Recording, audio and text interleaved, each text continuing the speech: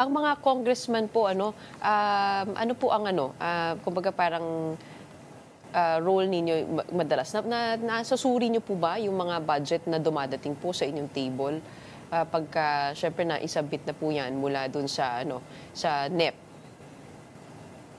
Alam mo po, Gretchen, ang budget process ay may apat na, kumbaga, it has a four phase.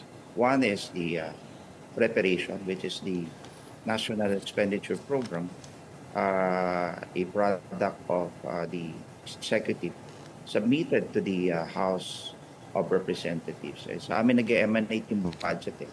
Pangalawa, it's the approval or the consent being asked by the executive for the approval of its budget. So nandun na yung pag-scrutinize. Nandun na yung General Appropriation Bill 1, 2, and then we transmit it to the Senate. And then if there is a conflicting provision, then we harmonize the same through what do you call this, a bicameral conference committee. And the product of which we ratify by all the members of Congress, kung ano man ang napagkasundoan ng Senado at ng Kongreso. So ang sinasabi ko dito, and really in relation to the accusations of Toby Chanco, a budget, the General Appropriation Act, is an act of Congress which was signed into law. In fact, siya mismo bumoto doon sa GAA, pati sa ratification ng BICAM. Hindi ko alam kung bakit hanggang ngayon nagrereklamo pa rin siya. But he was part of a product, a law that he himself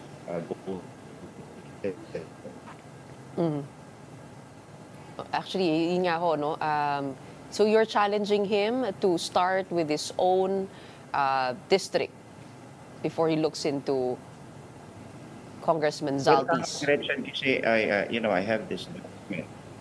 Yes, I have this document, and because what is waiving is just a USB, but I can waive a printed copy of all his insertion in his district, and it amounted to 529 million for 2025.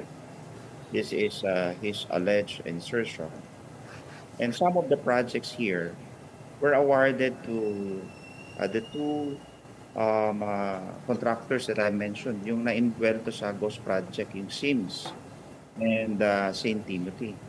If it's all about accountability and transparency, and considering that the pressing issue right now are these contractors who are involved in those Ghost Projects, and sana imbestigahan niya muna yung bakod niya.